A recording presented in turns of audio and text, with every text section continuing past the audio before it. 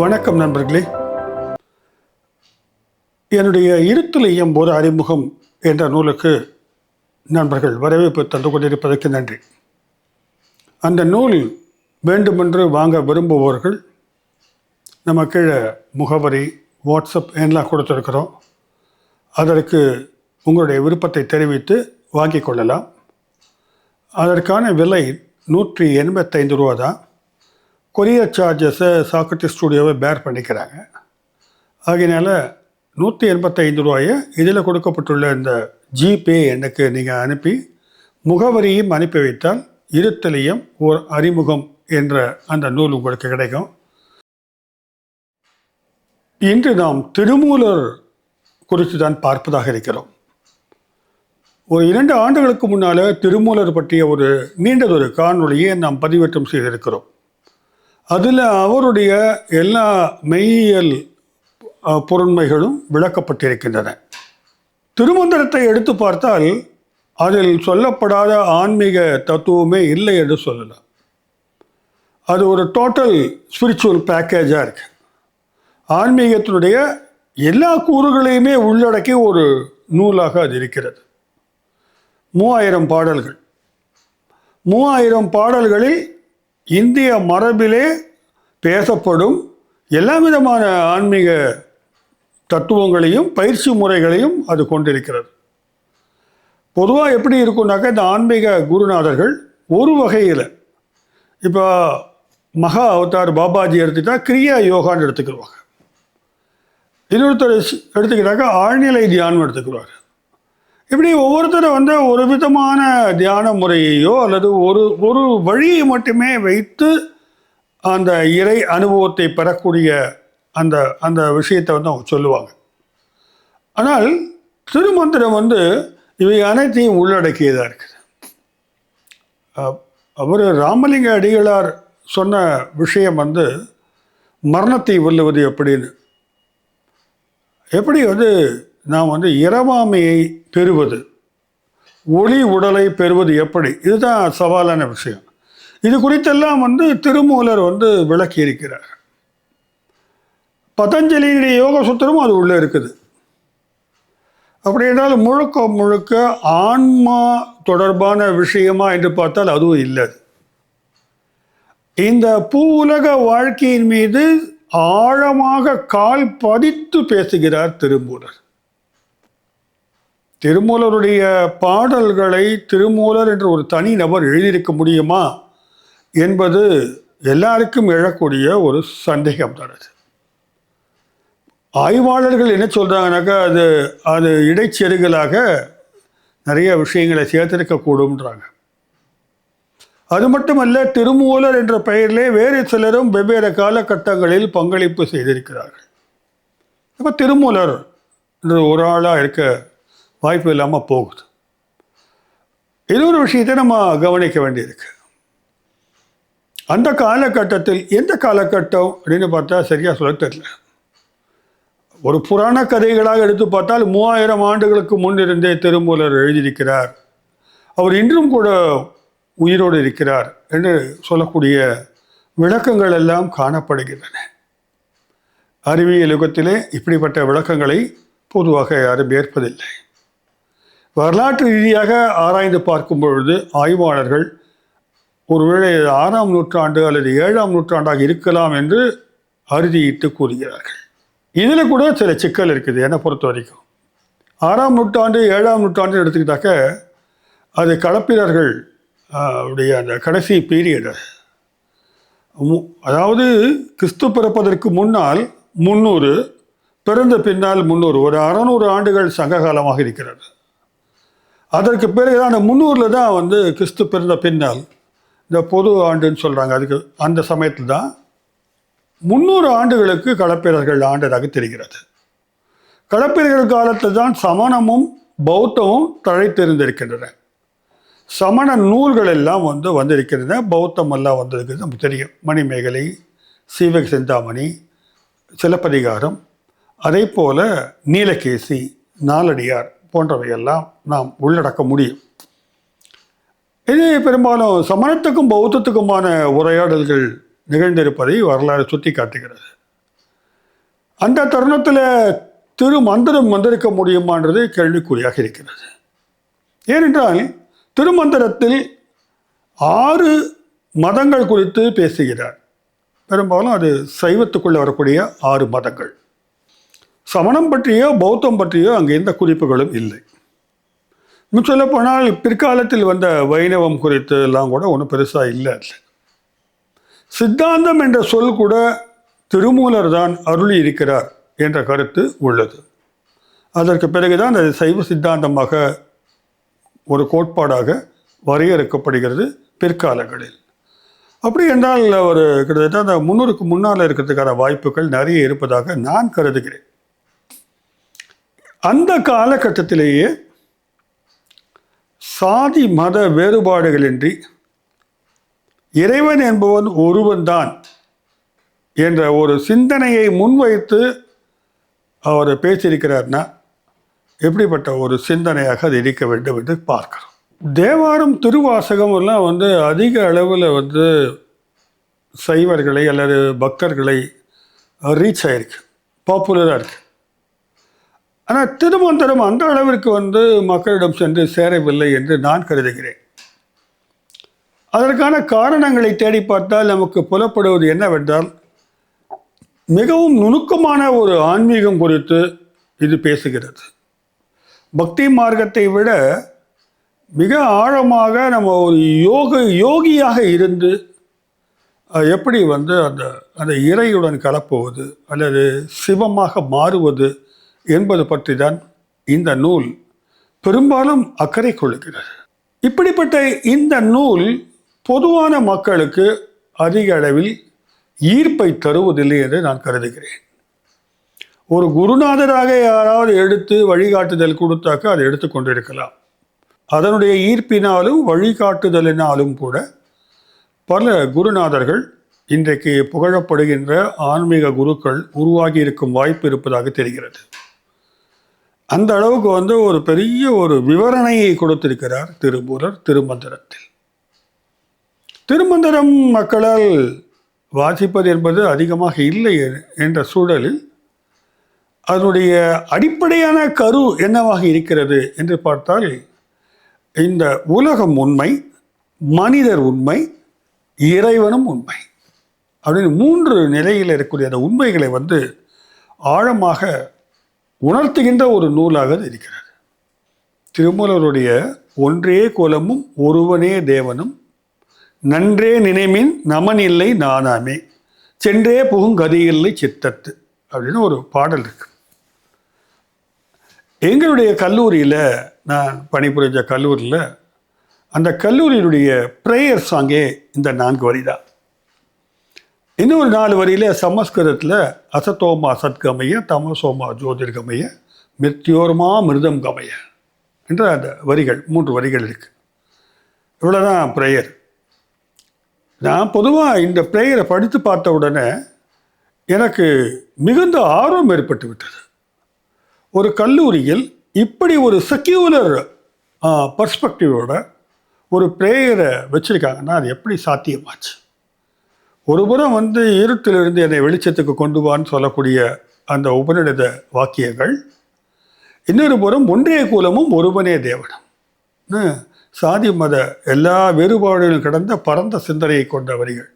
இதுதான் ப்ரேயராக இருக்கணும் வச்சாங்கனாக்கா கல்வி குறித்து அந்த மகான்களுக்கு என்ன அக்கறை இருந்திருக்க முடியும் என்று தேடினேன். எனக்கு ஒரு குறிப்பை வைத்து நான் யோசித்த பொழுது, அனிபெசன்ட் இயக்கத்தை சேர்ந்தவர்கள், அனிபெசன்ட் அப்போ இருக்கிறாங்க, அவங்க மதுரையில் தீவிரமான செயல்பாட்டாளர்கள் அப்பொழுது இருந்திருக்கிறார்கள். அந்த செயல்பாட்டாளர்கள் இந்த கல்வி நிறுவனத்திலும் பங்கேற்று செயல்பட்டிருக்கிறார்கள். அவர்கள் மூலமாகத்தான் இந்த வரிகள் எல்லாம் பிரேயராக மாற்றிருப்பாங்கன்னு நினைக்கிறேன். 100 ஆண்டுகளுக்கு மேலாக இது பிரேயராக வச்சுருக்கிறாங்க. அப்போது திருமூலருடைய ரிலவன்ஸ் என்னவா இருக்கு நம்ம பார்க்குறோம். இன்னும் கூட திருமூலர் நான் இன்னொரு விஷயத்தை சொல்லுவேன். திராவிட முன்னேற்ற கழகம் கடவுள் மறுப்பு கோட்பாட்டிலிருந்து விலகி அறிஞர் அண்ணாதுரை அவர்கள் அதற்கு ஒரு கொஞ்சமாவது கடவுள் சார்ந்த முகம் கொடுக்க நினச்ச போது அவருக்கு வழிகாட்டியதும் கூட திருமூலர் தான். ஒன்றே குலமும் ஒருவனே தேவனும். இதுதான் இன்றளவிலும் திமுகவினுடைய இறை சார்ந்த பார்வையாக இருக்கிறது. இறைவனை மறுக்கிறவங்க இருக்கலாம், ஆனால் அந்த கட்சியினுடைய கொள்கை வந்து ஒன்றே குலம் ஒருவனே தேவன். இந்த சொல்லாடலை கொடுத்தது கூட திருமந்திரம் தான். திருமந்திரம் என்றுமே நிலைத்து இருக்கக்கூடிய அளவிற்கான அதுக்குள்ள பெர்ஸ்பெக்டிவ்ஸை வச்சிருக்கு. திருமந்திரத்தில் இன்னும் ஒரு பிரச்சனை இருக்கு. வேதங்களை மறுக்கிறதா அப்படின்னு கேள்வி கேட்பாங்க. ஏனென்றால் பொதுவாக தமிழ் பரப்பிலே உருவாக்கப்பட்ட மெய்யியல் கோட்பாடுகள் ஆரிய கோட்பாடு என்று சொல்லப்படுகின்ற வேதங்களை மறுக்கின்றனவா என்ற கேள்வி எழுப்பப்படுவது சகஜமான கேள்வி. ஆனால் அப்படி முழுமையாக அவர் வந்து மறுத்தாரா என்பதற்கு எனக்கு புரியல. அது தேடி பார்த்த வரைக்கும் அதை முன்னிறுத்தியும் அவர் வந்து பெருசாக பேசலை. ஆனால் வேதங்களை ஏற்றுக்கொண்டதற்கான சில குறிப்புகளை அங்கங்கே தென்படுகிறது. அது ஒரு அகடமிக்காக நம்ம பார்க்க வேண்டிய விஷயம். நம்ம காணொலிக்கு அது முக்கியமான விஷயம் இல்லை. அதனால் ஒரு தமிழர் மரபு சார்ந்த சித்தாந்தத்தை உருவாக்குவதற்கான ஒரு வளமான கோட்பாடுகளை வந்து அவர் தான் கொடுத்துருக்கிறார். ஒரு சைவ சித்தாந்தத்தினுடைய ஃபவுண்டேஷனை தூக்கி கையில் கொடுத்தார். இதில் தான் நம்ம வந்து என்ன தான் சொல்லியிருக்காரு, என்ன கொடுத்துருக்காருன்றதை முடிஞ்ச வரைக்கும் சுருக்கமாக பார்க்கலாம். திருமந்திரத்திற்கு முதலில் வைக்கப்பட்ட பெயர் வந்து சதாசிவ ஆகமன்னு சொல்கிறாங்க. பின்னால் தான் திருமந்திரமாக மாறுகிறது. திருமந்திரத்துடைய அடிப்படை என்னன்னு பார்த்தீங்கன்னாக்க, உடம்பிற்குள் ஒரு பொருளாக இருப்பது உயிர். அந்த உயிர் அதனுடைய இறைத்தன்மையை காணுவதுதான். உடம்புக்குள்ள தான் இருக்குது இறைவன். அடுத்தது பார்த்தீங்கன்னாக்க, காற்றை பிடி காலனை அடக்கு. இந்த ரெண்டு தான் பேசிக்காக இருக்கிறோம் பார்க்குறேன். காற்றை பிடி காலனை அடக்கு. காற்றை பிடி என்றால் மூச்சு பயிற்சி, நமக்கு தெரியாது. திருமூலர் உடலை வந்து போற்றுகிறார், திருக்கோவிலாக பார்க்கிறார் உடம்பை. நமக்கு தெரியும், ஊனுடம்பு என்பது திருக்கோயில். இது எப்படி வந்து இந்த உடல் தான் அடிப்படை என்று கொண்டு வந்து விட்டால் இது எப்படி தோன்றி இருக்க முடியும்னு ஒரு சின்ன ஒரு ஆய்வு நம்ம பார்க்கலாம். வேளாண் சமுதாயத்திலிருந்து ரொம்ப இது வந்து தேவி பிரசாத் சட்டோபாத்தியாயா சொல்லுகிறார், தாந்திரிக மரபு என்பது வேளாண் சமுதாயத்திலிருந்து ஏற்பட்டது என்று சொல்கிறார். வேளாண் சமூகத்தில்தான் உடலானது புனிதப்படுத்தப்பட்டிருக்கிறது. உடலை அடிப்படையாக வைத்து தான் வேளாண் சமூகம் வாழ்ந்திருக்கிறது. அது என்ன பண்ணுறானாக்கா, தொடக்க நிலையில் வந்து இந்த வெவ்வேறு கோள்களோடு பிரபஞ்சத்தின் இயக்கத்தோடெல்லாம் வந்து தொடர்பு படுத்தி பார்க்கக்கூடிய ஒரு காலகட்டமாக அது இருந்திருக்க வேண்டும். அதில் தான் இந்த மருத்துவத்தையும் ஜோசிதமும் சேர்க்குறாங்க. உங்களுக்கு இந்த கிரகம் இங்கே இருந்தாக்க இப்படி பிரச்சனை படுத்தும் அப்படின்ற விஷயம்லாம் யோசிக்க ஆரம்பிக்கிறாங்க. இந்த மனித வாழ்க்கையை இந்த பூ உலக வாழ்க்கையுடன் பிற கோள்களை எப்படி நாம் வந்து இணைப்பது என்பது குறித்தெல்லாம் வந்து அப்பொழுது யோசனைகள் இருந்திருக்கின்றன. இதன் அடிப்படையில் தான் மந்திரங்கள் உருவாக்கப்பட்டன. என்ன சொல்கிறாங்க, இந்த பெண்கள் தான் மந்திரங்களை கூட கண்டுபிடிச்சாங்கன்னு சட்டோபாத்தியாய சொல்கிறார். சில ஒலிகளை உருவாக்குவதன் மூலமாக சில மாற்றங்களை உருவாக்க முடியும்னு நம்பினாங்க. அப்போ அந்த பீரியடில் அது மாதிரி இருந்திருக்கு. பெரும்பாலும் ஒலிகள் தான் அவை, மந்திர ஒலிகள். இதுதான் தாந்திரிகத்தினுடைய ஃபவுண்டேஷன் இங்கேருந்து தொடங்குறதா ஆய்வாளர்கள் சொல்கிறாங்க. இப்படி இது எமர்ஜ் ஆகி தான் பார்க்கும்போது பார்த்தா இந்த ஒலிகள் கூட உழைப்புக்கான ஒரு உழைக்கிற இடத்துல இந்த சவுண்டை எழுப்பும்போது உளவியல் ரீதியான ஒரு உற்சாகத்தை, ஒரு மோட்டிவேஷனை கொடுக்கறதுனால அம்மாதிரி ஒலிகளுக்கு ஒரு மகத்துவம் ஏற்பட்டன. இன்னும் பெண் வந்து கர்ப்பமாக இருப்பதை வைத்து அதை வைத்து வந்து சடங்குகள் சம்பிரதாயங்கள் உருவாக்கப்பட்டு பிற இயக்கங்களை கூட பெண்ணுடைய அந்த கர்ப்பத்தை வைத்து புரிஞ்சுக்கிற பாணி உருவானது. அது கரு உறுதல் என்பது ஒரு ஒரு என்னென்னா ஒரு உயிர் கொடுக்குற விஷயம். இந்த உயிர் கொடுக்குற விஷயத்தை வந்து அவங்க தெய்வீகமாக பார்த்தார்கள். இப்படித்தான் சாஸ்திர சடங்குகள் வந்து தாந்திரிக முறைகளை வந்து கிளம்பி இருக்க வேண்டும் என்பதும், தமிழகத்திலிருந்து தான் அந்த தாந்திரிக முறைகள் எல்லாம் வந்து வடநாடுகளுக்கு சென்றிருக்க வேண்டும் என்றெல்லாம் கூட கைலாசபதி போன்றவர்களே சொல்கிறாங்க, சட்டோபாத்தியாயம் சொல்கிறார். தாந்திரிகத்தில் எடுத்து பார்த்தால் அறிவியலுக்கான அனைத்து கூறுகளும் தென்படுகின்றன. அது பஞ்சபூதத்தினுடைய இயக்கத்தின் அடிப்படையில் தான் தன்னுடைய சித்தாந்தத்தை முன்வைக்கிறது. சித்தாந்தம் என்று சொல்ல முடியாது, அவருடைய பயிற்சிகள், பழக்கங்கள், அதுதான் மக்களுடைய சில நம்பிக்கைகள், புவி சார்ந்து இயங்குகின்ற நம்பிக்கைகள். இதுதான் வந்து அடிப்படையான விஷயமா இருக்குது. இந்த தாந்திரிகத்தினுடைய நீட்சியாகத்தான் வந்து சித்தர் மரபு தோற்றம் பெறுகிறது. சித்தர் மரபில் வந்து வைதிக மரபை வந்து மறுக்கின்ற ஒரு மனோபாவம் இருக்கிறது. வைதிகத்தை மறுக்கிறார்கள்னா என்ன அர்த்தம்னாக்க, ஆரியர்கள் மூலமாக கொண்டு வரப்பட்ட அந்த அந்த மரபில் வந்து மயக்கம், மாயை பற்றி அதிகமாக பேசப்படுகிறது.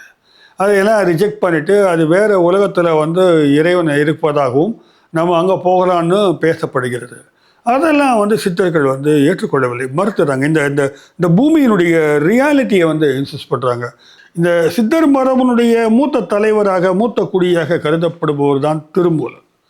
அவர் சித்தர்களுக்கெல்லாம் சக்கரவர்த்தி என்று கூட சொல்லுகிறார்கள்.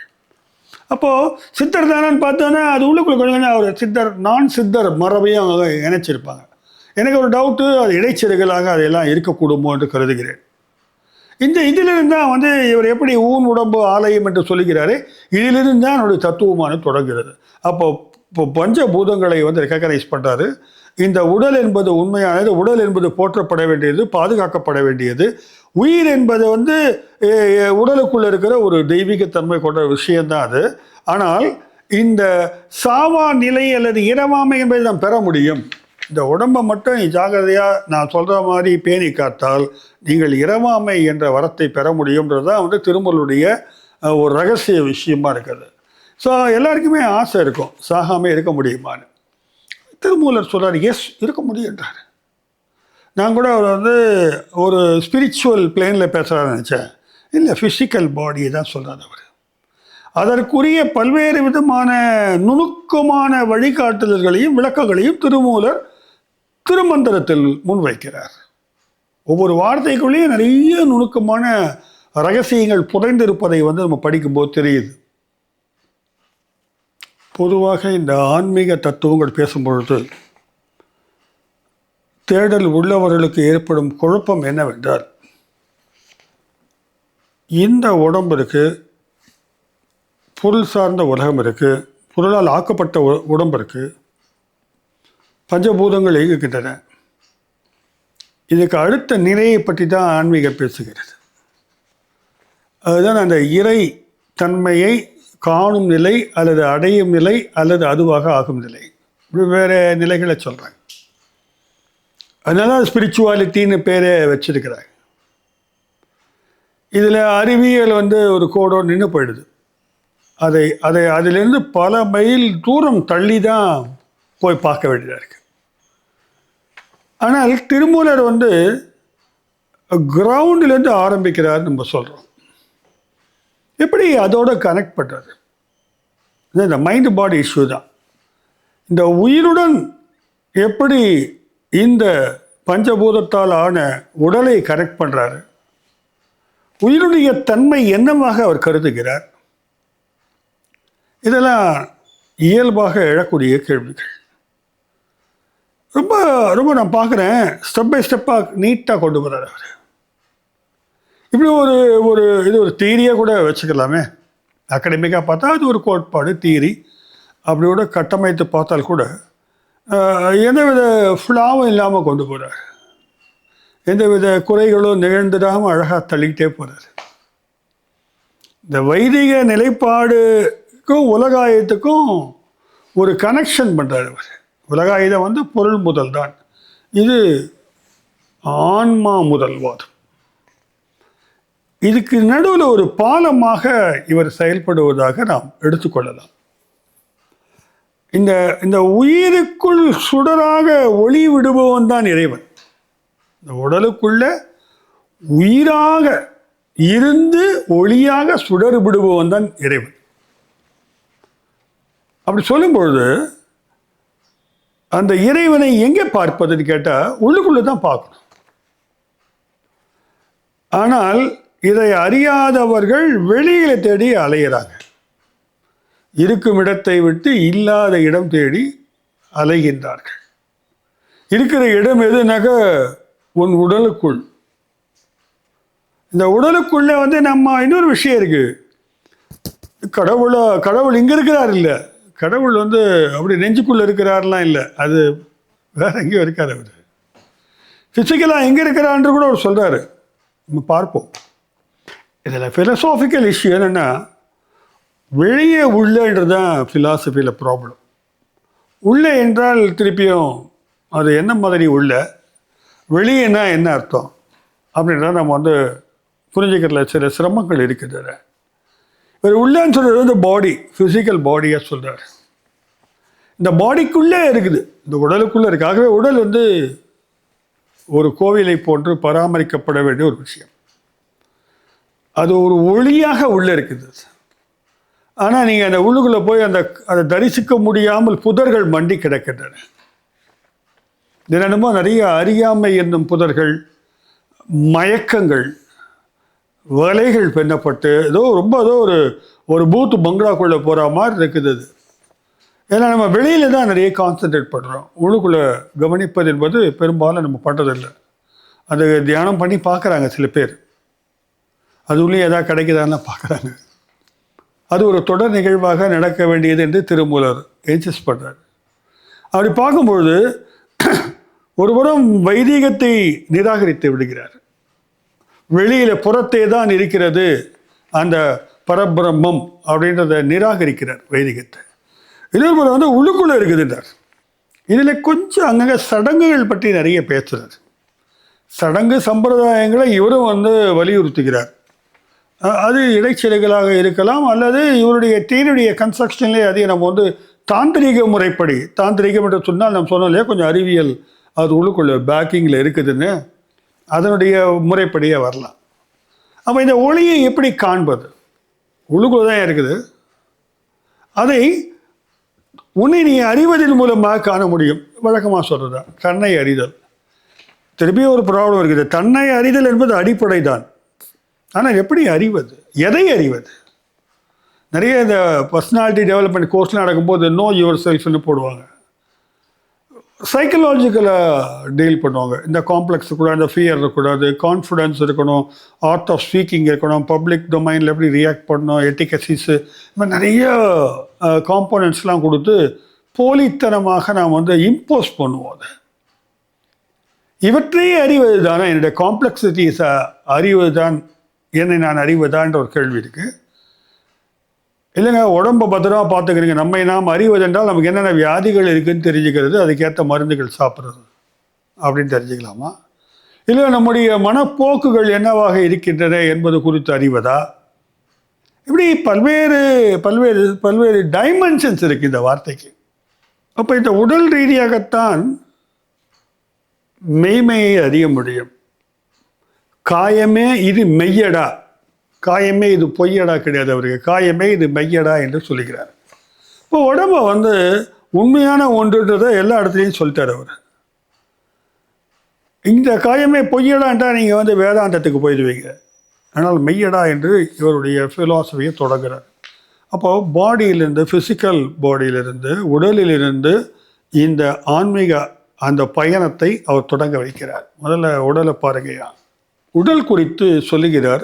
வலம் காட்டி வாயுவால் வளர்ந்தே குலம் காட்டி வானிற்குடியாய் இருந்ததே. வலம் காட்டி வாயுவால் வளர்ந்ததே. வாயுவால் வளர்ந்ததேன்னா இந்த இடத்துல வந்து காற்று, மூச்சு காற்று, அல்லது அது ஆக்சிஜன் கூட நீங்கள் வச்சுக்கோங்க. வெவ்வேறு விதமான காற்றுக்கள் மூலமாக இது வந்து வளர்ந்தது. வானில் குடியிருந்தது. வான்ன்றது வந்து இருந்த ஒரு எக்ஸலண்ட்டான ஒரு டெஃபனேஷனை கொடுக்குறார். வான்றது வந்து தூய்மையானது. இந்த இடத்துல ஒரு வாசி யோகத்தையும் வந்து சொல்கிற மாதிரி இந்த காற்றை பற்றி பேசும்போது வாசி யோகத்தை தான் குறிப்பிடுகிறார். பின்னால் அதை வெளிப்படையாக நிறைய அது சம்மந்தமாக சொல்கிறார். நான் தான் சொன்னேன், பெரிய ஒரு ஸ்பிரிச்சுவல் பேக்கேஜ்னு அது. அதோட வாசி யோகம் இருக்குது. அதான் அந்த காற்றை பிடிப்பது கலையை வந்து அவர் சொல்லியிருக்காரு, எவ்வளோ செகண்ட் வைக்கணும், எவ்வளோ செகண்ட் விடணும் இல்லை. ஆனால் இந்த வான் என்று சொல்லும் பொழுது இந்த பஞ்சபூதங்களுக்குள்ளே அதை அடக்கலை. அந்த வான் தான் வந்து கனெக்டிங் எனர்ஜியாக இருக்குது, ஒரு ஆற்றல். அது சுத்தமான ஒரு ஆற்றலாக இருக்கிறது, எந்த கலப்பும் இல்லாத ஒரு ஆற்றலாக இருக்கிறது. அனைத்தையுமே இயக்குகின்ற ஆற்றலாக அதை பார்க்கிறார். அப்போ அதுவும் கூட ஆற்றல் என்ற தளத்திலே அதற்கு ஒரு மகத்துவம் ஏற்படுத்தப்படுகிறது. எப்படி கரெக்டாக கொண்டு வர பாருங்க. பிறகு சொல்கிறாரு, இந்த உயிரையும் உடலையும் இணைத்து காய சித்தி பெறலாம். அதாவது இரவாத ஒரு உடலை நீங்கள் பெற முடியும். காய சித்தி, காயம் என்றால் உடல், அதுக்கு ஒரு சித்து கிடைக்கின்றார். அப்போ இரவாத நிலைக்கு செல்ல முடியும், இதை ரெண்டு ஒழுங்காக பேலன்ஸ் பண்ண என்று அங்கங்கே சொல்லிகிட்டே போகிறார். அப்போ உடல் தான் வந்து இவருடைய ஃபிலாசபியில் மெய்மை நிறைந்த ஒரு விஷயமாக முதலில் எடுத்துக்கொள்ளப்படுகிறது என்பதை புரிஞ்சுக்கிறோம். இன்னொரு இடத்துல சொல்கிறாரு, இந்த உடம்பை முதல்ல நான் இழுக்கென்று நினைத்து கொண்டிருந்தேன். அதான் சொல்கிறாரு, உடம்பை நான் இழுக்கென்று இருந்தேன் முன்னம். அதுதான் சொல்கிறாரு, உடம்பை முன்னம் நான் இழுக்கென்று இருந்தேன், உடம்பிற்குள்ளே உருப்பொருள் கண்டேன், உடம்புள்ளே உத்தமன் கோயில் கொண்டான் என்று உடம்பினை யானிருந்து ஓம்புகின்றேனே. உடம்புக்குள்ளே உத்தமன் கோயில் கொண்டிருக்கிறார். அது தெரிஞ்ச ஏற்பாடு இந்த உடம்பு வந்து நான் வந்து பாதுகாக்க தொடங்கிட்டேன். அப்போ ரொம்ப ஒரு ஒரு ஒரு வித்தியாசமான ஸ்பிரிச்சுவல் ஃபிலாசபியாக திருமூலருடைய ஃபிலாசபி இருக்கிறத இங்கே பார்க்குறோம். தன்னுடைய 7ஆம் தந்திரத்தில் இந்த ஐம்பூதங்களும் உடம்புக்குள்ளே எங்கெங்கெல்லாம் இருக்கிறார். காலுக்கு கீழே இருந்தாக்கா அது மண், இந்த பாதம் வந்து மண்ணில் தான் இருக்குது மண். இந்த காலுக்கு மேலே இந்த இந்த தொப்புள் வரைக்கும் வந்து பாதம் முதல் தொப்புள் வரை வந்து நீர் இருக்கிறது. தொப்புளிலிருந்து மார்பு வரை அனல் இருக்கிறது. மார்பிலிருந்து தோல் வரை காற்று இருக்கிறது. கழுதுக்கு மேலே வானம். இப்படி 5 பூதங்களும் எப்படி உள்ளுக்குள்ளே வந்து நுணுக்கமான முறையில் ஆப்ரேட் பண்ணுதுன்றது சொல்கிறேன். இதுக்கு எப்படி ஒரு சயின்டிஃபிக்கான பர்ஸ்பெக்டிவ் வந்து அந்த காலகட்டத்தில் இருந்துருக்கு பாருங்கள். அதனால் இந்த இந்த 5 பூதங்களால் தான் ஆக்கப்பட்டது என்றாலும் எங்கெங்கே எது டாமினண்ட்டாக இருக்குது, எது அதிகமான இம்பார்ட்டன்ஸ் எந்த உடம்புல எந்த பகுதிகள் இருக்குது அப்படின்னு சொல்கிறாரு. இதை பேஸ் பண்ணி தான் சித்த வைத்தியத்துக்கான ஒரு பெரிய ஒரு ஃப்ரேம் ஒர்க் அவர் கொடுக்குறாரு. சித்த வைத்தியம் தோன்றியதே கூட திருமூலருடைய வழிகாட்டுதலால் தான். இதுக்கு அடுத்து பார்த்தீங்கன்னா உடம்பை சொல்லிட்டாரு. நம்ம உள்ளுக்குள்ளே இருக்கிற நாளமில்லா சுரப்பிகள், டக்லஸ் கிளான்ஸ் சொல்லுவாங்க, கிளான்ஸ் பொதுவாக வச்சுக்கலாம். அது சுரக்கக்கூடிய ஹார்மோன்கள் மூலமாக தான் நம்மளுடைய பல்வேறு உணர்வுகள் தூண்டப்படுகின்றன. உணர்வுகளாலும் அது தூண்டப்படுகிறது.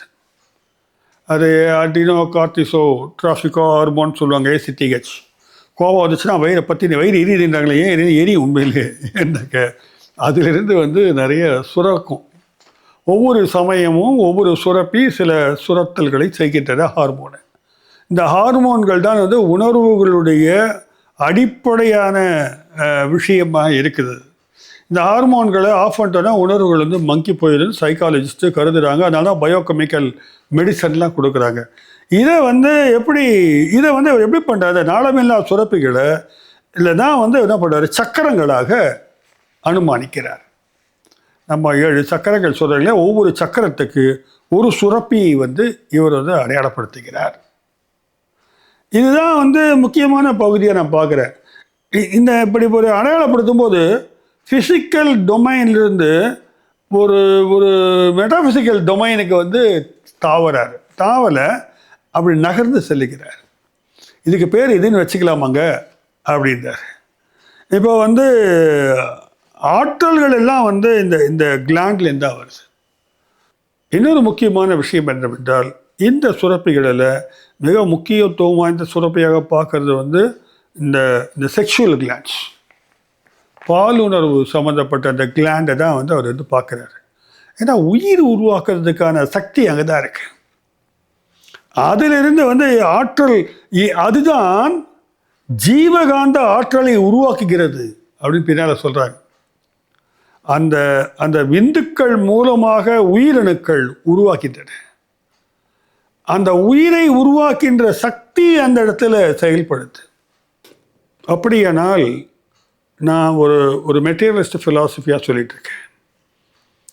அவர் அங்கே கொஞ்சம் புறத்திலிருந்து அந்த உயிர் அகத்துக்குள் நுழைவதாக பார்க்கிறார். இந்த உயிர் அது உள்ள அட்டாச் ஆகிடுதுன்றார். நம்ம எப்படி பார்க்கலாம், இது அகம் உயிரை உருவாக்குவதாகவும் சொல்லலாம். அப்படி சொன்னால் அவர் மறுக்க போகிறதில்ல. ஏனென்றால் நீதான் கடவுள். இப்படி கரெக்டாக இப்போது வெளியில் வந்துட்டாருங்க. டொமைனுக்கு வெளியில் வந்தாச்சு, பாடிக்கு வெளியில் வந்தாச்சு.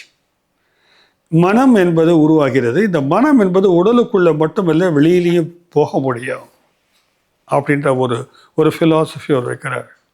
இந்த மனம் எத்தன்மை வாய்ந்தது என்பதை நீங்கள் தான் அறியணும் அப்படின்றதே அவர் சொல்கிறார்.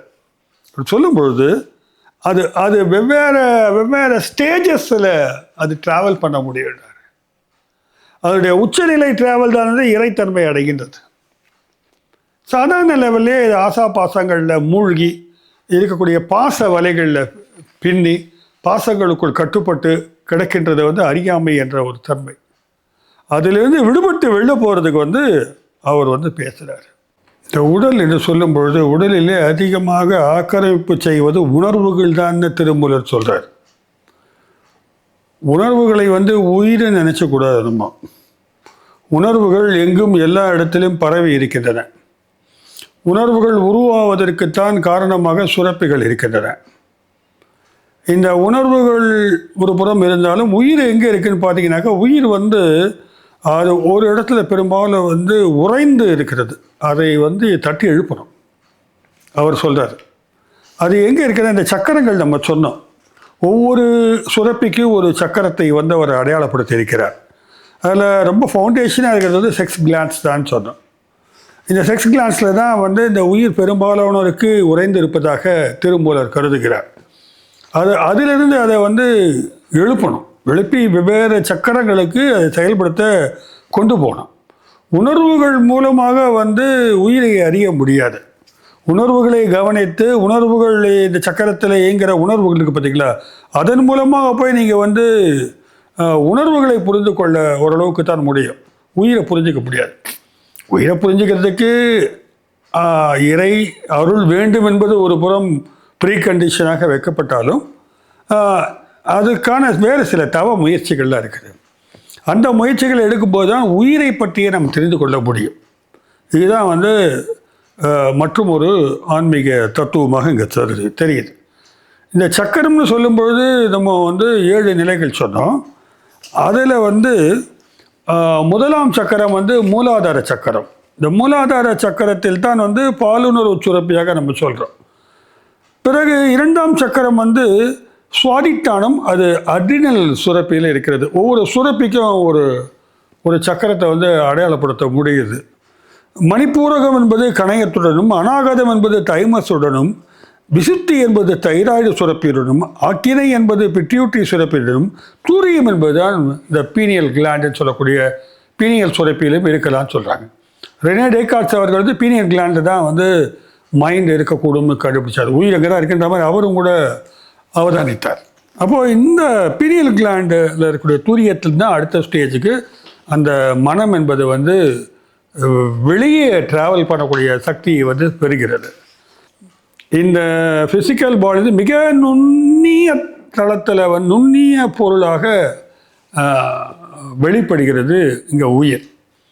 பெரும்பாலும் உயிர் எல்லாருக்கும் உடலுக்குள்ளே இருக்கும். இந்த உயிருடைய இன்னொரு வடிவம் இன்னொரு ஸ்டேஜ் மனம், அதனுடைய பிரிவாக பார்க்குறாங்க.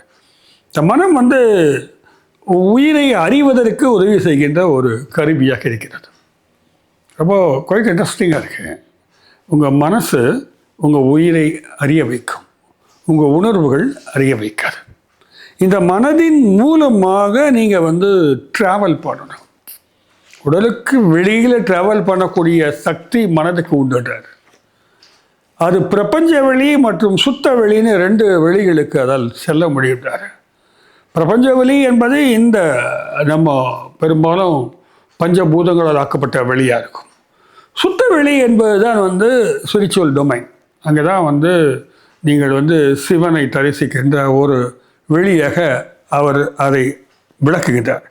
அப்போது இந்த மனம் வந்து தவம் இருக்க அதுக்கான சீரியஸான முயற்சிகள், அதற்கான முயற்சிகள் என்னெல்லாம் செய்யணுன்றதோ அதை நம்ம பார்த்துருக்குறோம். பதஞ்சலி யோக சூத்திரப்படி போவதா, அல்லது தியானங்களை செய்வதா, அல்லது வேறு விதமான தாந்திரிக முறைகளை கை கொள்ளுவதா, இதெல்லாம் தெரியல.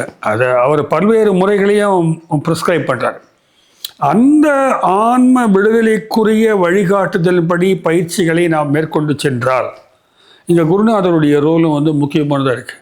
அப்பொழுது நீங்கள் இந்த மனம் முதல்ல கிளம்பி வெளியில் போகும்.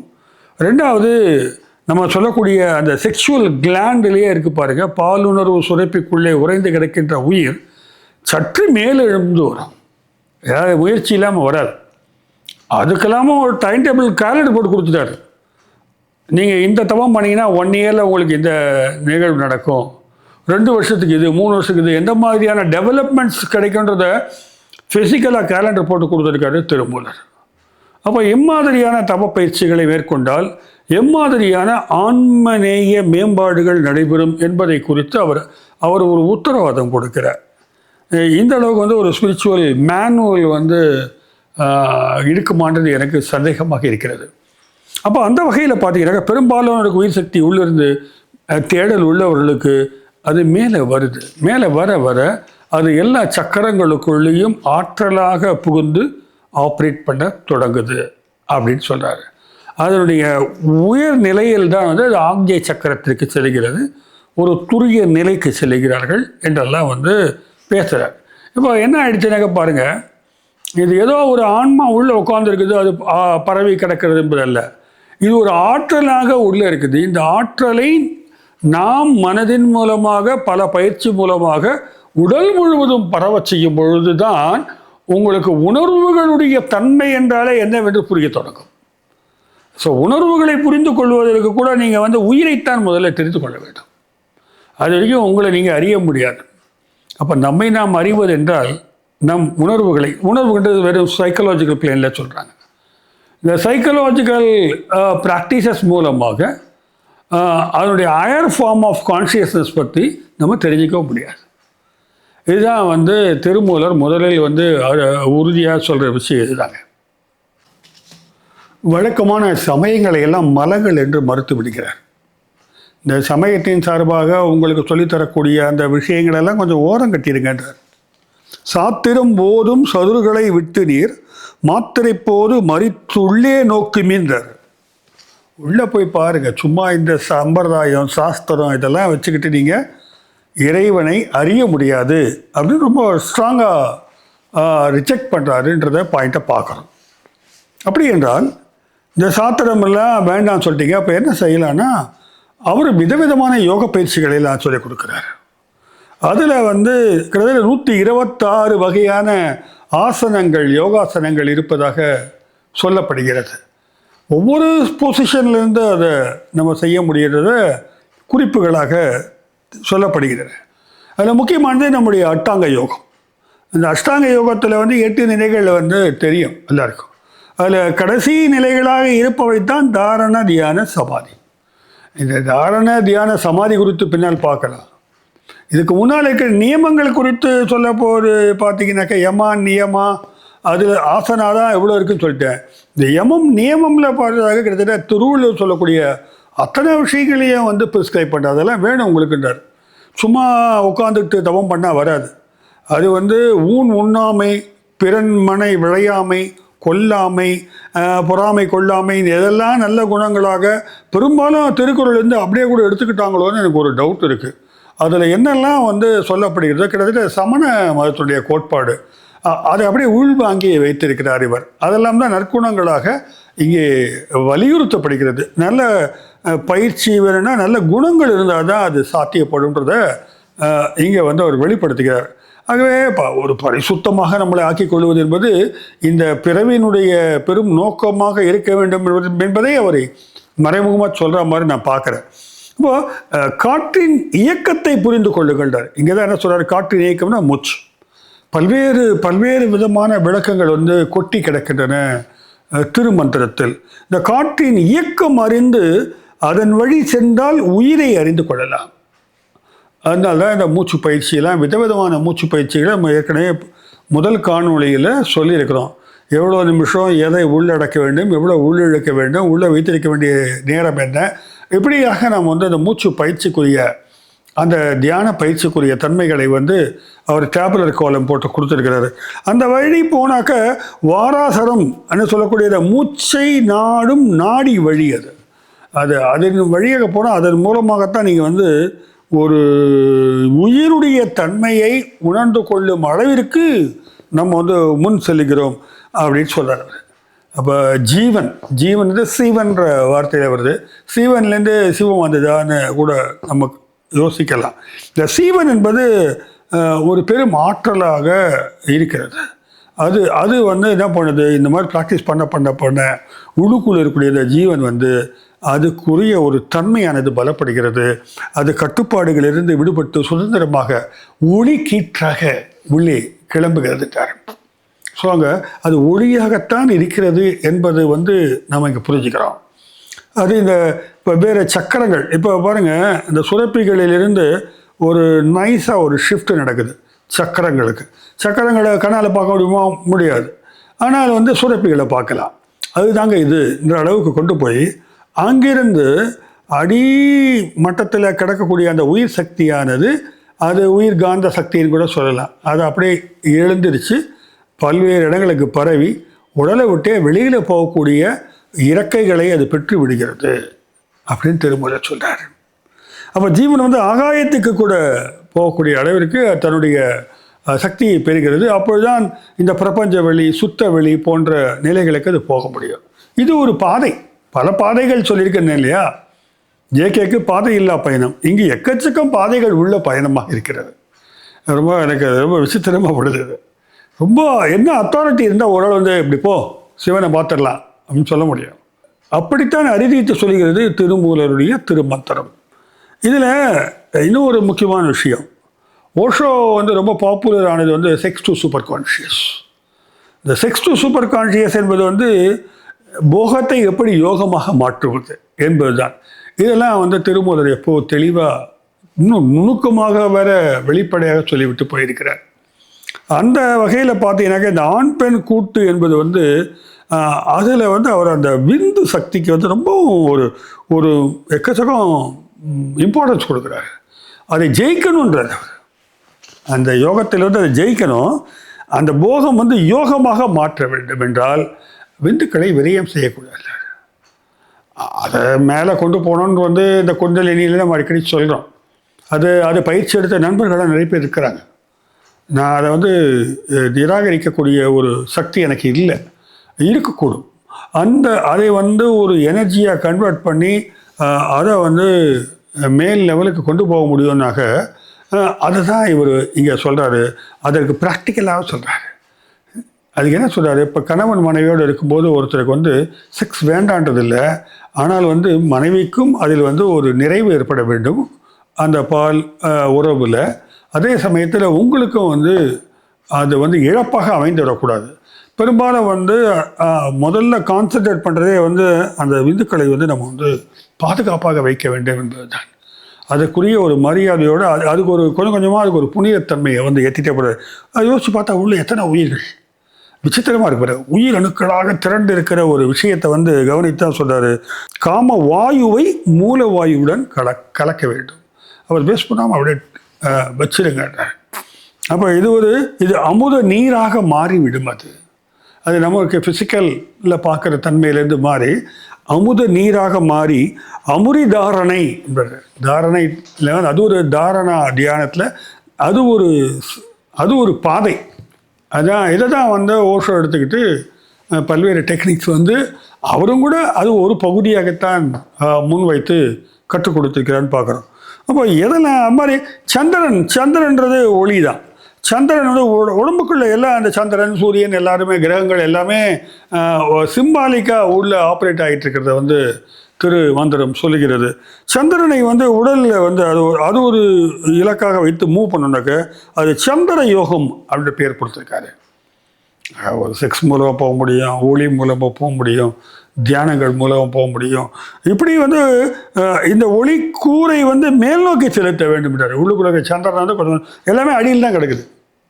அடிமட்டத்தில் உறைஞ்சி போயிருக்கிறத தட்டி எழுப்பி சுத்தமாக்கி அதை மேலே கொண்டு வரும்பொழுது சிவானுபவம் கிடைக்கும். சிவானுபவம் கிடைக்கும் என்பது சொல்கிறார். அதான் சுழி முனைக்கு கொண்டு வருது, ஜுவாலியாக தெரிகிறது, ஒளியாக மாறுவது, இதெல்லாம் நிறைய பேசியிருக்கிறோம்மா. இதை ரொம்ப விரிவாக வந்து திருமூலர் சொல்லியிருப்பதால் இதை பற்றி பேசணும்னா முதல்ல அதை படிச்சிடணும். இந்த போகத்திலிருந்து யோகத்துக்கு போகிறதுக்கு பேர் தான் பரியங்க யோகம்னு சொல்கிறாங்க. பல்வேறு யோகங்கள், பல்வேறு பெயர்கள் இருக்கின்றன. இதை பற்றி திருமூலர் எழுதியிருக்கிறாரு.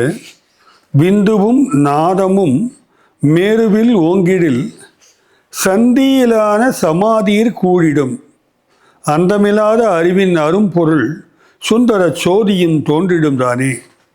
சுந்தர சோதியும் தோன்றிடும், அழகான ஜோதி வந்து தோன்றி விடுமா. அப்போது எப்போன்னு கேட்டாக்க இந்த விந்துவும் நாதமும் சேர்ந்து சிரசின் மேல் உள்ள அந்த சகஸ்தர தளத்தில் அதான் நம்ம சக்கரங்களை சொல்லியிருக்கோம் இல்லையா, அந்த உச்சி லெவலில் போகும்பொழுது என்ன ஆகுதுனாக்க ஒரு இருளில்லாத பேரொளியாகிய அறிவானது வந்து அங்கு உங்களுக்கு தென்பட தொடங்கும்ன்றார். இது நம்ம இன்றைக்கு ஆன்மீக தளத்தில் பேசப்பட்ட விஷயங்களாக இருந்தாலும் நீங்கள் காலத்தை பின்னோக்கி பார்க்க வேண்டும் என்று நான் கேட்டுக்கொள்கிறேன். அந்த நாதம் விந்துன்றது சக்தி சிவம்ன்ற அளவுக்கு நம்ம எடுத்துக்கிடலாம். இந்த சிவம் தோன்றுவதே வந்து அந்த ஒளியின் மூலமாகத்தான். ஒளியின் மூலமாக அந்த அனுபவத்தை நீங்கள் பெறுகிறீர்கள். அப்போது மனம் அடங்குகிறது, பிராணனும் அடங்குகிறது, அலைபாய்வதில்லை, மனோலயம் உண்டாகிறது என்று திருமூலர் சொல்லுகிறார். இதுதான் வந்து ஒரு சமாதி நிலையாக கருதுகிறார். அது இந்த லெவலில் என்ன ஆகுதுனாக்க காலனும் கை வைக்க பயப்படுவான். இங்கே இந்த லெவலில் தான் நீங்கள் மரணத்தையே வெல்ல முடியும் அப்படின்னு சொல்கிறார். இறப்பில்லாத ஒரு வாழ்க்கை வேண்டும் என்றால் இந்த லெவலுக்கு நம்ம போய் அந்த அகண்டத்தை தரிசிக்கின்ற லெவல். அண்டத்துக்குள் உள்ளது பிண்டத்தில் உள்ளதுன்னு வாங்க. அண்டத்தில் சூரியன் இருப்பான், பிண்டத்திலும் இருக்கும். என்ன அர்த்தம்?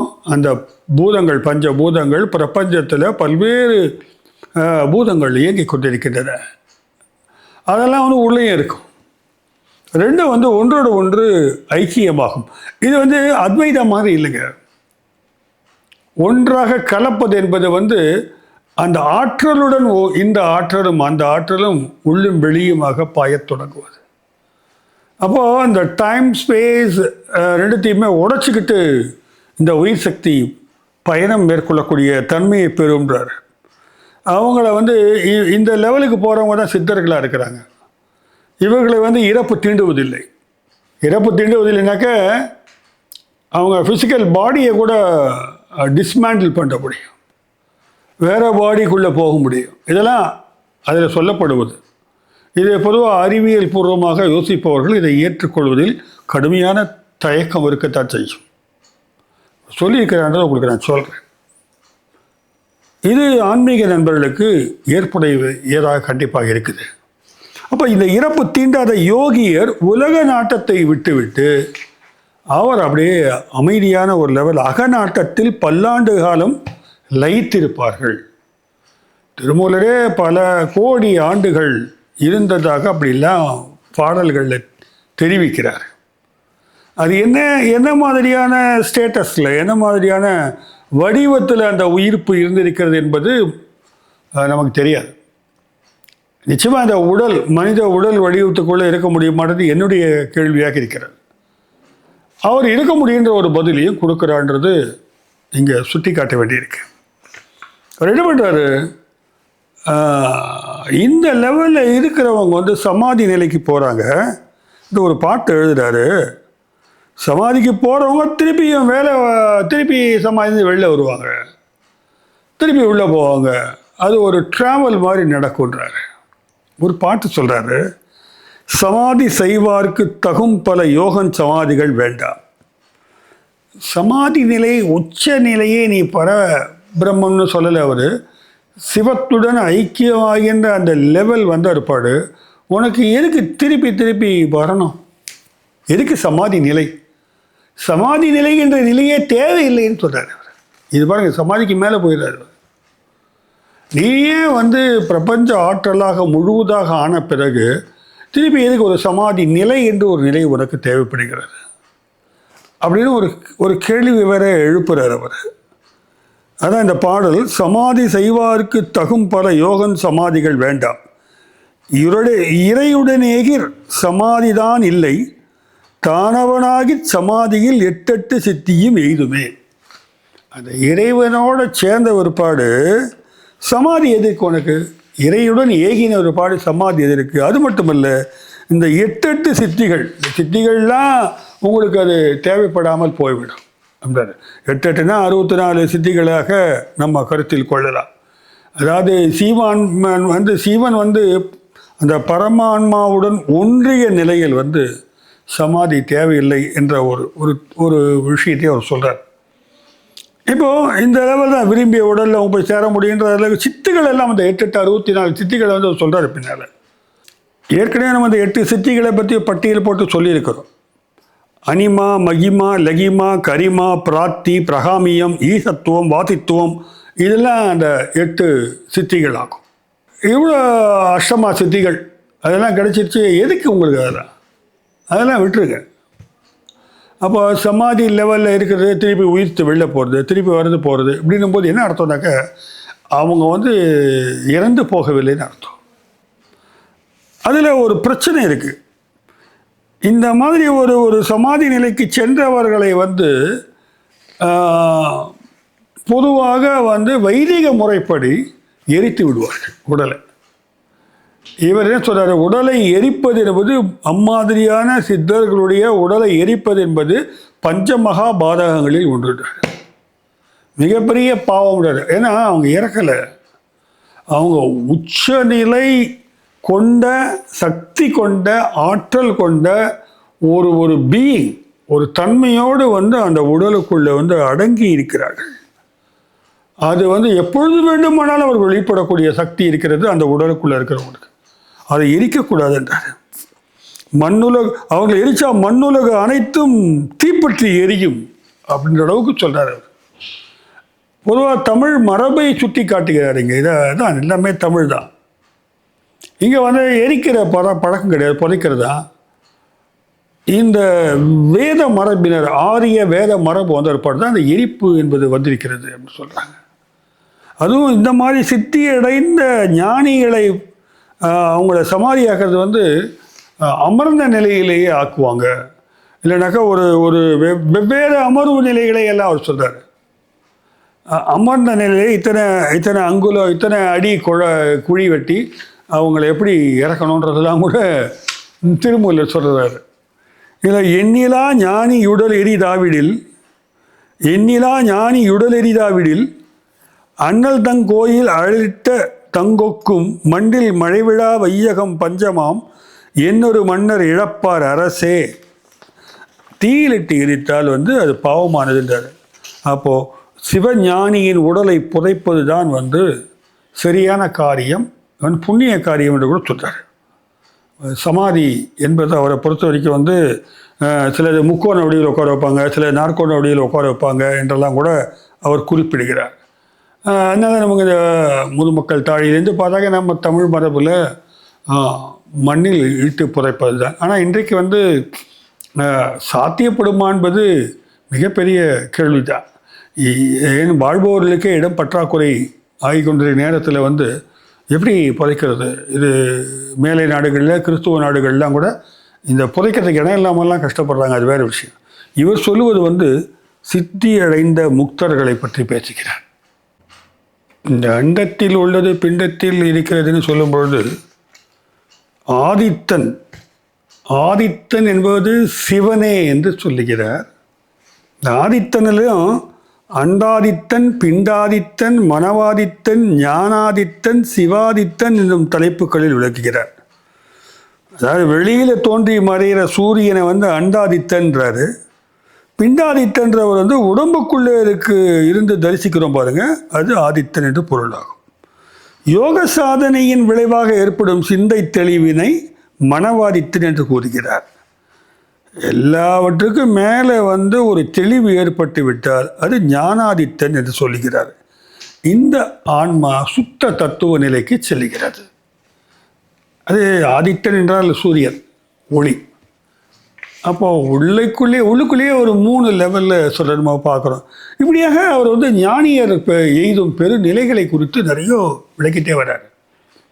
அது இறப்பு குறித்துலாம் கூட விளக்கம் கொடுக்குறாரு. பிறப்பு குறித்துலாம் வந்து குழந்தைகள் என்னென்ன மாதிரி குழந்தைகள் எப்பப்போ பிறக்கும், எப்படி வந்து நீங்கள் வந்து பாலுணர்வு ரீதியான செயல்பாட்டில் ஈடுபட்டால் குழந்தை பிறக்கும், என்னென்னமோ அவர் சொல்லாத விஷயமே இல்லை போல இருக்கு. அந்த மாதிரி இறந்து போகிறத பற்றி பார்க்கும்போது ஞானியரை பொறுத்தவரை இறந்து போகும்போது வளர்பிறையில் அவர்கள் ஒருவேளை உயிர் பிரிந்து விட்டால் பிதுர்லோகத்துக்கு சென்று அங்கள் திங்கள் மண்டலத்தில் தங்கலாம்ன்றார். அங்கே அந்த ஒரு மண்டலம் இருக்கிற மாதிரி அவர் ஒரு கன்சீவ் பண்ணுறாரு. அந்த முற்றான சமாதி கை கூடாமல் பாதி நிலையிலேயே சில பேர் யோகியாக இருந்திருப்பாங்க, அந்த சமாதி வந்திருக்காது. அந்த சிவனுடைய அருளால் மீண்டும் பிறந்து அந்த முழுமையான சமாதி நிலையை அடைவதற்காக அவர்கள் இங்கே வந்து தவம் புரிவார்கள் அப்படின்னு சொல்கிறார். மூன்றாவதாக இருக்கிறவங்க வந்து மீளாத நிலை, ஒரு நல்ல ஒரு முக்தராக, சிறந்த முக்தராக பிறவி பெருங்கடலை நீந்தி சென்று விடுவார் அப்படின்னு சொல்கிறார். ஸோ இப்படி ஸ்டேஜஸ் ஆஃப் டெத்தில் கூட என்னென்ன நடக்குதுன்னு ஒரு ஒரு ஒரு தியரியை வந்து பில்டப் பண்ணார். பராசக்திக்குரிய தன்மைகள் எப்படிப்பட்டதுலாம் சொல்கிறார். இன்னும் அது அது அது உள்ளே போனதுக்கான ரெஃபரன்சஸ்லாம் இன்றைக்கும் ப்ராக்டிக்கலாக நம்ம வந்து கேள்விப்படுறோம். அதை அப்படி அருமையாக விளக்குகிறார் அவர். அப்படி பார்க்கும்பொழுது இவர் வந்து சுத்த சன்மார்க்க நெறி தான் இவருடைய நெறியாக இருக்கிறார். மற்றொரு விஷயத்தை நான் குறிப்பிட விரும்புகிறேன். உள்ளே கிடைக்கிற அந்த பேரொளியை வந்து குறியீடுகளாக வெளிப்படுத்துகிறார்கள், ஒலி குறியீடுகளாக வெளிப்படுத்துகிறார்கள், ஒரு சப்தமாக வெளிப்படுத்துகிறார்கள். அது ஒற்றை எழுத்தாக இருக்கலாம் அல்லது ஒரு ஒலி சத்தமாக இருக்கலாம். அது குறியீடு, அந்த குறியீடுகள் தான் மந்திரங்களாக கூட இங்கே பாவிக்கப்படுகின்றன சொல்கிறார். இது வந்து ஃபிலாசபியில் ரிலீஜியஸ் லாங்குவேஜ்னு சொல்லுவாங்க. ரிலீஜியஸ் லாங்குவேஜுக்கு வந்து மீனிங்லாம் பார்க்க முடியாது. அது வந்து it's a kind of expression of kind of experience. அது இந்த ரிலீஜியஸ் எக்ஸ்பீரியன்ஸ் வந்து மந்திர குறியீடுகளாக எப்படி உருவாகின்றன என்பது குறித்து கூட அவர் சொல்லி, மந்திரங்கள் எப்படி உருவாகுதுன்னு கூட சொல்கிறார். இந்த சைவ சித்தாந்தத்தில் ஏற்படுத்தி கொடுத்த நெறி தான் அது. பதி பசு பாசம். அது என்ன பதி பசு பாசம்னு நமக்கு தெரியும். நமக்கு நான் தான் பசு, பாசத்தினால கட்டுப்பட்டு இருக்கிறேன், பதியை அறிந்து கொள்ள முடியாது. இந்த பாசம் என்பது கர்ம வினைகளால் உருவாக்கப்படலாம்.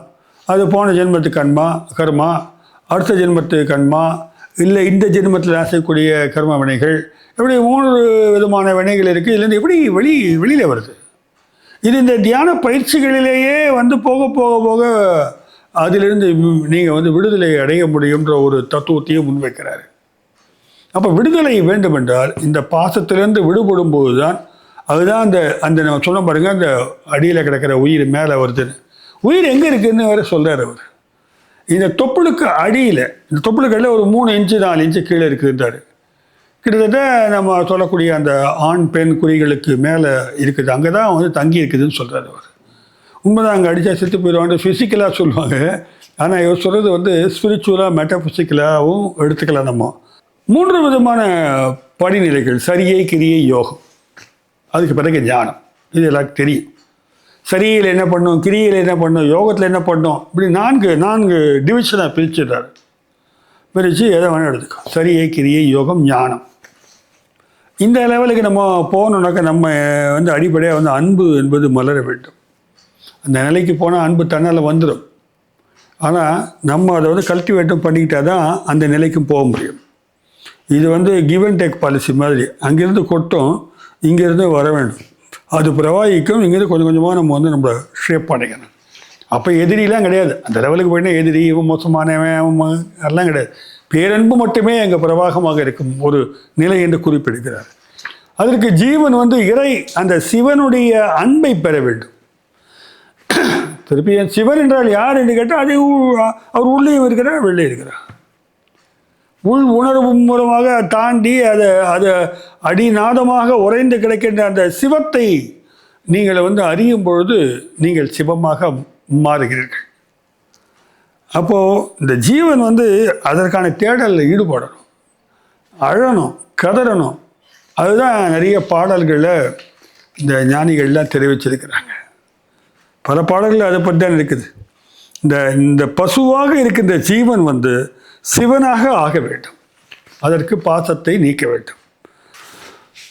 உடலில் உள்ள அந்த எல்லா புலன்களையும் கட்டுப்படுத்தி கடுமையான அந்த தவத்தை வெவ்வேறு வகைகளில் நிறைவேற்றி சிவம் என்பதை உணர்வதுதான் அர்த்தமுள்ள வாழ்க்கை என்பதுதான் திருமூலருடைய மையக்கருவாக இருக்கிறது.